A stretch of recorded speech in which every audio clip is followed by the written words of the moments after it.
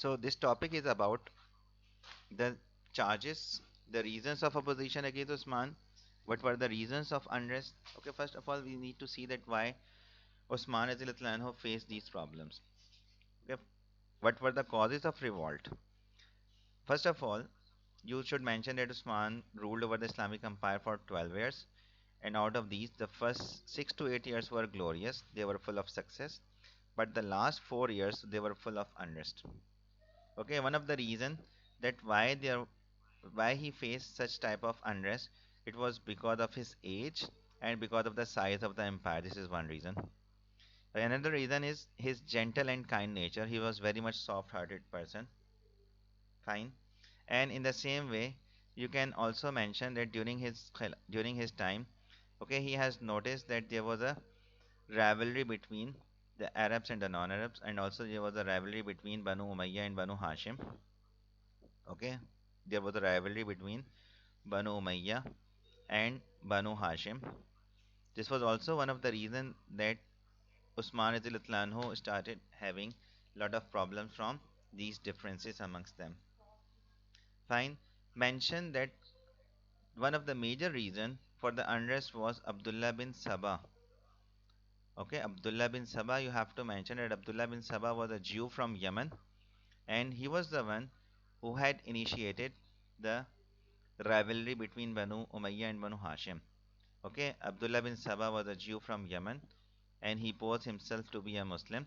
He was a hypocrite. Outwardly, he had accepted Islam, and he was the one who had created the dissension amongst the Muslims.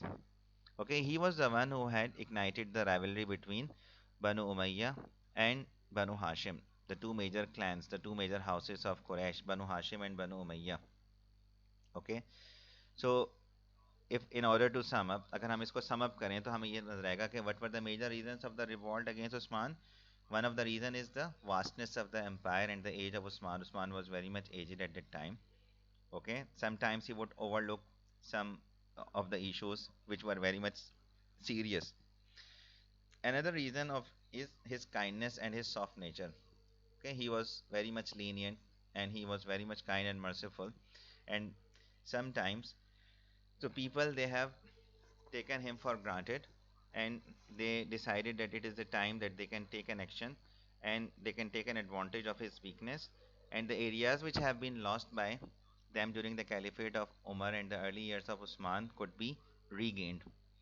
That is the reason that they started the secret societies started spreading, and particularly they were led by Jews, because Jews were very much hostile towards Muslims. ठीक है, उनकी दुश्मनी इस मुसलमानों से इसलिए थी because they had been first exiled from Medina and they went to Khyber. Later on, Khyber has also been conquered, and after the conquest of Khyber, they went to Syria, and later on, Syria has also been conquered. ठीक है, Syria भी जब conquer हो गया तो they were living as a minority.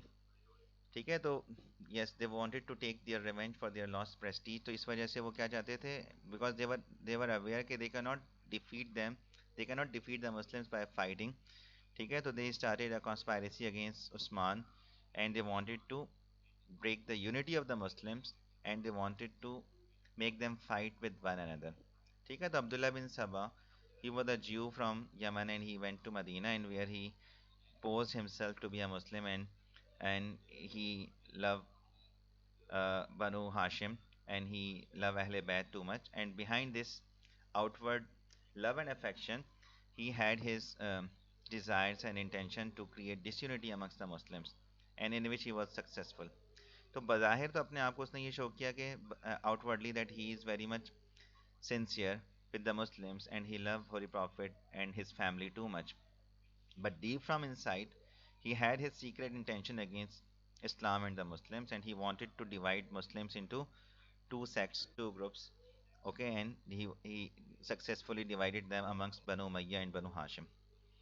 ठीक है, तो ये बात हमने पहले डिटेल में बतानी है कि what were the causes of revolt. Because of that, ठीक है, Usman started facing problem in Kufa. ये भी आप ऐड करेंगे, Usman started facing problem in Kufa first. सबसे पहले he noticed that there is gaining some conspiracy against him. ठीक है, there is spreading some conspiracy against him. Usman showed some leniency with the people. ठीक है, उन्होंने देखा कि there is some uprising, and what he did, he shifted them. Okay, he shifted some of them, some of these people from Kufa to the other provinces. ठीक है, from Kufa he shifted them to Basra and Egypt. Okay, Kufa से उनको बसरा और Egypt में shift कर दिया, and he thought that this would further improve the situation and it would solve the problem. ठीक है, तो उससे वो प्रॉब्लम सॉल्व हो जाएगी. ठीक है, वो समझ रहे थे कि इस तरह से क्या हो जाएगा, ये प्रॉब्लम खत्म हो जाएगा, बट इंस्टेड कि उससे वो प्रॉब्लम सॉल्व होता. ठीक है, what happened actually, that it became further worst. It became worst because the problem which he was facing at Kufa, it got spread in different areas. Okay, these people, they spread their ideas in the other areas too against Usman रज़ी अल्लाह तआला अन्हु.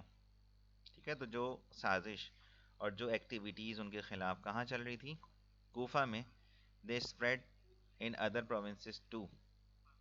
ठीक है, वहाँ पे भी उनके खिलाफ वही चीज़ें शुरू हो गई. They found there like minded people and they instigated people against Usman रज़ी अल्लाह तआला अन्हु देयर आल्सो. ठीक है, तो there the circle of their activity got further wide. Osman started facing this problem, the same problem in the other provinces also. ठीक है, तो one of the greatest problem and one of the greatest allegation against Usman was of nepotism. यहाँ पे अब हम charges की बात कर रहे हैं. ठीक है, one of the major problem which Usman रज़ी अल्लाह faced was of nepotism.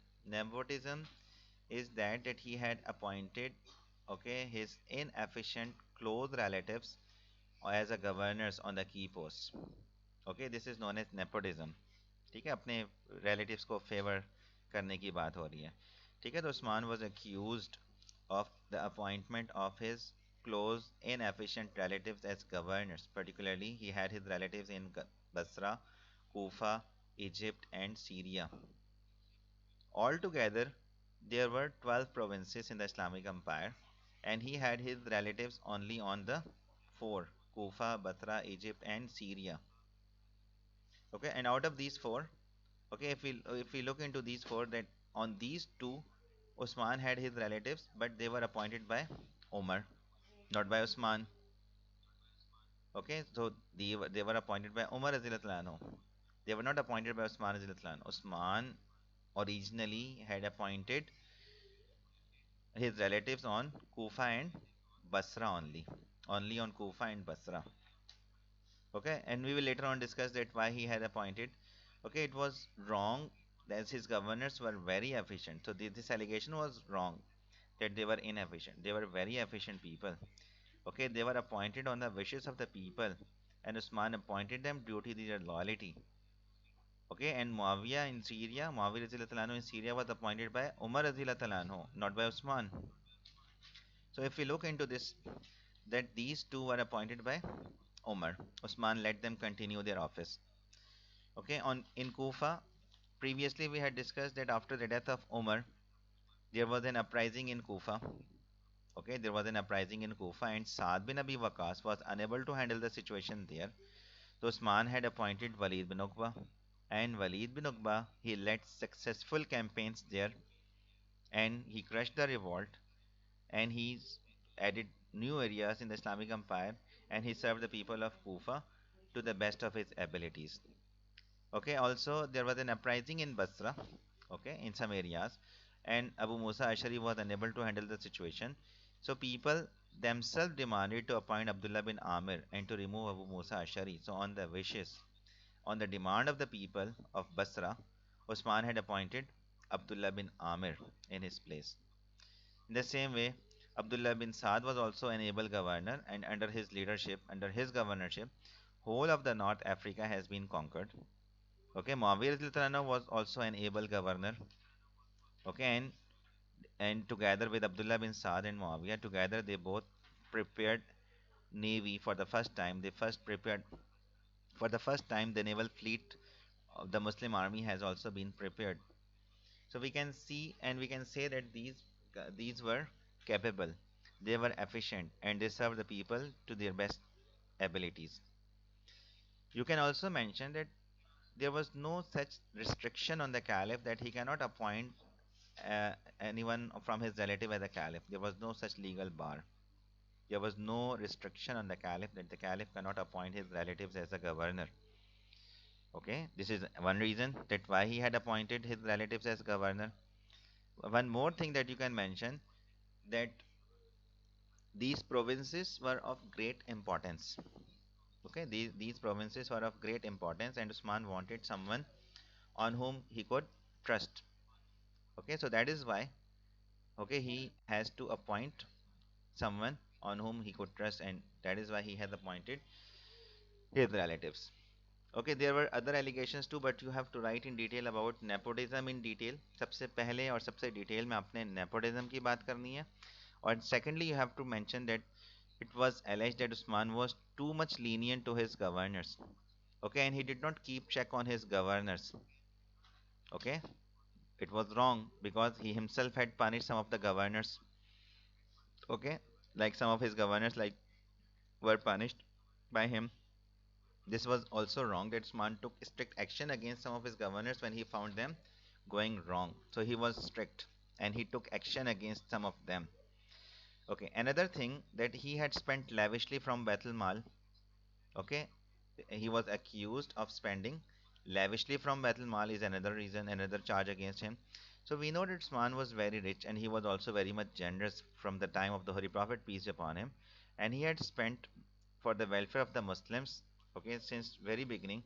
Like here, you can just refer that he had made arrangements of water for the people of Medina, purchasing Beir Roma from a Jew and donating it for the people of Medina, contributing for Tabuk expedition.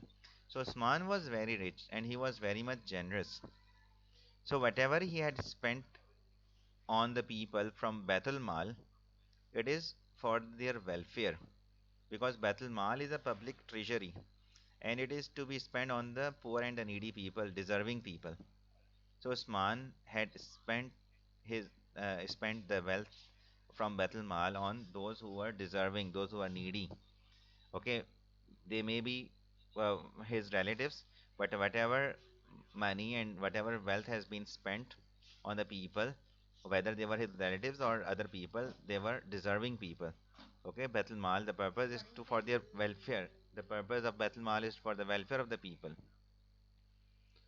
Okay, another major charge and allegation against Usman was that he had burnt the copies of the Holy Quran. Okay, some of the copies have been burnt. Okay, we can you can describe that why these copies have been burnt. Okay, and this is how you have to mention that during the Caliphate of Usman, he had noticed that he has been reported by Huzaifa that there was a disagreement amongst the Muslims over the recitation of the Holy Quran, and at that time he had appointed Zaid bin Sabit, and along with him, he had appointed three more people from Quraysh, and he ordered them to recompile the Quran in the accent of Quraysh. Okay, in order to maintain unity amongst the Muslims, these copies were other copies were collected. And first, the Caliph has been admired. People admired him that the Caliph has done such a wonderful job. But later on, these rebels, these mischief makers, they raised a cry against him that the Caliph has burnt, okay, some of the authentic volumes of the Holy Quran. ठीक. So देखा जाए तो these 3 to 4 major charges हैं. One is that burning of Quran, spending lavishly on Baitul Mal from Baitul Mal, and also that no control over his governors or the weak control over his governors. And one of the greatest that you have to describe in detail is the leniency towards uh, that is of nepotism. You can add other charges also, which are there mentioned. You can add some of these too, but you have to write about the first four that we had discussed in detail. Okay, and you can add some of these too, like we had already talked about that Usman offered full prayers in Makkah during Hajj. Okay, people objected that why he had started uh, following and going against the practice of the Holy Prophet and the first two caliphs. Since he had given the reason that why he had started because he had his property there in Makkah and he could not be considered a traveler. Since he is not a traveler, so he can perform his prayers complete. Fine. So these and some other false and baseless allegations against him which led to his assassination. So people from different areas like Kufa, Basra, and Egypt, okay, they were provoked by Abdullah bin Sabah. they traveled through the Islamic Empire and they asked other people to come along with them against Usman, and many people joined these people, the Abdullah bin Sabah and his followers, since he had started a movement against Usman and his policies. So they outwardly showed that they were going for the performance of Hajj for the pilgrimage, but they set up their camps outside Medina. Fine. And thousands of the mischief mongers, they set their camps outside Usman's house, and they sent their delegation to three members from the committee which has been made by Hazrat Umar before his death. Okay, so these people, they sent their delegation, okay, to three of the members who were still alive, Ali, Talha and Zubair. ठीक है, उनके पास उन्होंने अपना delegation भेजा, and they prepared a list of the charges against Usman Razil anhu. So they rebuked Ali Razil anhu, and they rebuked them that why they had come, why they came armed, and they turned down their demands, and they considered Usman's policies uh, valid. Okay, and they were satisfied with Usman Razil anhu's policy and his rule. Fine, and they asked them to return. But the Egyptians, they demanded that they will return back only, okay, on a condition that the caliph should change the governor, that the that Abdullah bin Saad must be removed, and in his place Muhammad bin Abu Bakr should be appointed. Okay, so they demanded to change their governor. Although their demand was not just, but Usman Izlatlano accepted their demand, and what he did, he changed the governor. So they brought thousands of mischief mongers. They came over here, and they laid siege to Usman's house. And the companions asked him for the permission of fighting, but Usman did not want any bloodshed in Medina. Usman did not want the bloodshed just for the sake of his life or the sake of his khilafat. Okay, so these rebels, they demanded Usman to resign. Okay, but Usman refused. Okay, and he was ready to answer their objections. He replied to all their objections. Okay, and the companions were very much satisfied with Usman's reply and his answers. So he refused to resign because he was an elected caliph. Okay, and he want that people want him to continue his service since he has been elected by a panel which has been made by Umar Azilat Anhu, and these people and this panel was satisfied. Talha, Zubair, and Ali were satisfied with Usman's policies. So Usman refused to vacate the office. So Prophet peace upon him had said to him once, ठीक है, Prophet ने उनके बारे में एक दफा कहा था कि Allah will give you an honor, okay, and He will give you a robe, ठीक है, of a cloak of a caliphate or respect, and the hypocrites will ask you to remove it, but you will not remove it until you meet me. Okay, a prophecy that has been made by the Prophet Muhammad peace upon him that could be mentioned. And finally they agreed to leave on the condition कि क्या उन्होंने कहा कि Egyptians की demand ये थी कि Mohammad bin Abu Bakr should be appointed in place of Abdullah bin Saad as the governor of Egypt, and Usman accepted their demand, although this demand was not just, but Usman accepted. But when they were returning back to Egypt with the letter, they intercepted a letter from an Abyssinian slave, okay, riding a rider. So they intercepted a letter from him, and they found it in it written that Muhammad bin Abu Bakr and his supporters to be killed on their arrival in Egypt, and Abdullah bin Saad to remain the caliph. That was a fake letter. Usman Adil swore that he has not passed any such letter. उन्होंने कसम खाई, oath लिया कि उन्होंने कोई इस तरह का letter नहीं, because these people, they returned back with this letter and they demanded from Usman that they have been cheated and they have been betrayed. Okay, and they had intercepted this letter from a slave who was heading towards Egypt, Egyptian ruler. Usman swore that he has not passed any such letter. उन्होंने oath और कसम खाई, उन्होंने ऐसा कोई letter नहीं भेजा, ठीक है, but their demand was one that they wanted to abdicate him from the post of Khilafah. They laid siege to his house, and the siege lasted for 50 days. And during initially the siege was not very much strict, and Usman would go out and perform his prayers. But in the last days, when Muslims, they went for Hajj, okay, in the month of Zilhajj, they intensified the siege, and they even didn't allow Usman to perform prayers in Masjid Nabawi. And Ali and the other senior companions, they sent their sons to protect Usman. So Ali sent Hassan and Hussein, and Zubair radhiyallahu anhu sent his son Abdullah bin Zubair to protect Usman. But these rebels, they entered his house, okay, on Friday, 18th of Zilhaj, 35 AH, okay, when other Muslims were performing their prayers in Masjid Nabawi, Friday prayer, and these rebels, they jumped and they entered into his house while he was, and they killed him while he was reading the Quran, and he was in a state of fasting. He had his fast. Usman's wife Naila tried to protect and defend him, but her fingers were chopped off. She lost her fingers, and they killed him with an axe and they beheaded him, and his blood fell on the Quranic verse. Okay, the page which was open, these were the verses of Surah Baqarah. Okay, Allah will suffice them. Okay, and He is all hearing and all knowing. Allah will be sufficient for you against them, and He is all hearing and all knowing. Okay, so Usman was killed and he was assassinated by these mischief makers, by these rebels on 18th Zilhaj 35 age. And with his death, the unity which has been maintained for several years during the early Caliph was lost.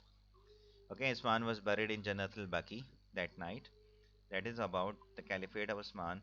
Okay, so we had discussed his election, his expansion, the expansion of the Islamic Empire, and also we had discussed the other details like the administration of Usman and the what were the causes of revolt and what were the charges that faced by him which led to his martyrdom. So I hope these things are clear.